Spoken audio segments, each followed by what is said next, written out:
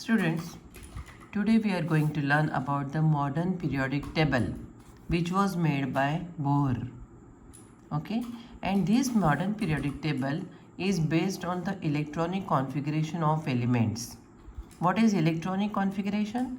Arrangement of electrons inside the atom.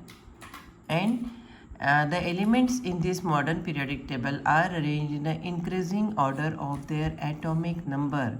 That means what is the basis of the modern periodic table? Atomic number. Okay.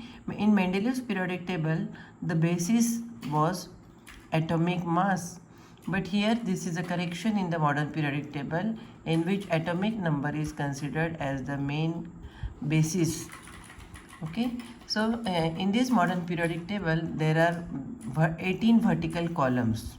These vertical columns are called groups, and there are 7 horizontal rows called periods. So groups are designed like that, 1, 2, and total 18 groups are there. So let us see what is a modern periodic table. You can see this is a modern periodic table in which these vertical columns are called groups. So how many groups are present here? Group 1, Group 2, Group 3, 4, 5, 6, 7, 8, Group 9, Group 10, 11, 12, 13, 14, 15, 16, 17, 18. So these are group 18 in the periodic table. Similarly, horizontal rows are called periods. You can see this is a horizontal row. So it is called a period. So this is period 1, period 2, period 3, 4, 5, 6, 7. So periods are the horizontal rows in which elements are arranged. So you can see here names of all the elements written on these different boxes. So these elements are arranged in the increasing order of their atomic number. If you see here hydrogen, its atomic number is 1. It is placed first in group 1 and period 1. And the second element which is placed here is helium, which having atomic number 2. I will explain you why helium is kept here. Because it is a noble gas. So in group 18 all the noble gases are kept here, and that's why helium is placed in group 18. Similarly, lithium is 3, atomic number 3, 4, 5, 6, 7, 8, 9, 10. So this is increasing order of atomic number. Every element has got its own atomic number. Atomic number of boron is 5, carbon is 6. So that's why these two elements are different from each other, because their atomic numbers are different. Like that, there are 7 periods over here. Now let us talk more about these groups. Group 1 is called alkali metals.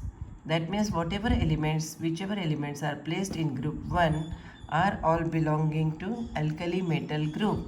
That means they show properties of alkali metals. All of them are metals which becomes alkali when dissolved in water. They are oxides.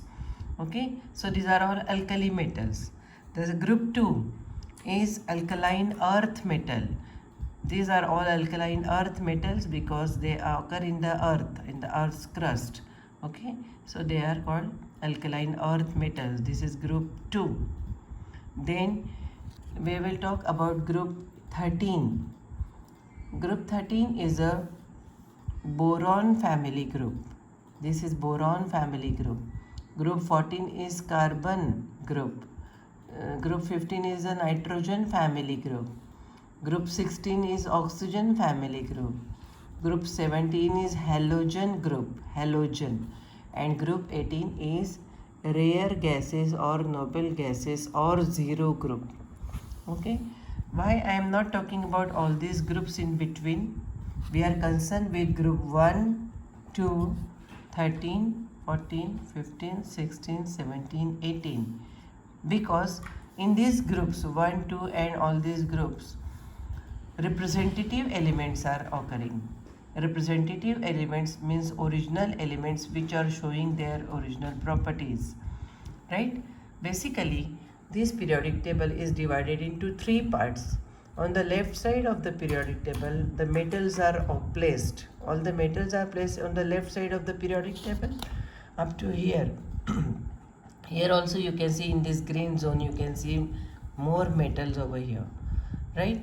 Then on the right side of the periodic table in this yellow zone, you can see all the non-metals are placed over here. And between these metals and non-metals, you can see in this pink zone, these are all metalloids. Metalloids are the metals which show some properties of metals and some properties of non-metals. So in this pink zone, you can see metalloids.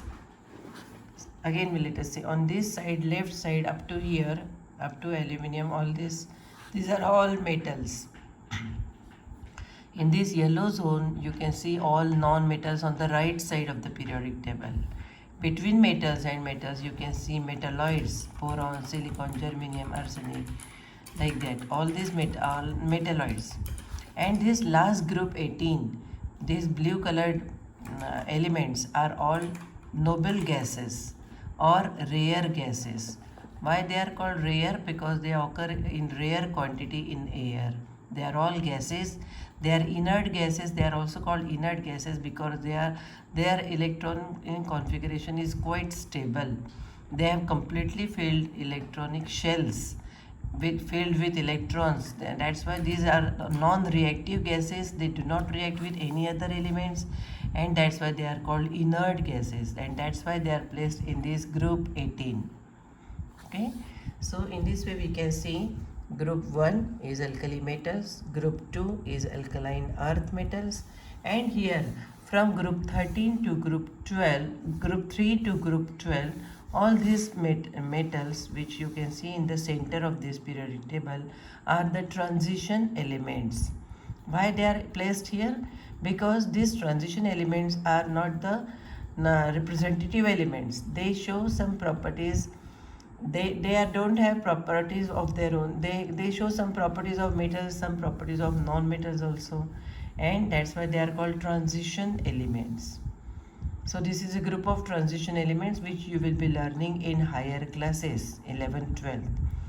Now at the bottom of this periodic table, you can see here, this is one group, this brown colored groups is called lanthanides. Okay, these lanthanides, and there is another group called actinides, this purple colored group, actinides.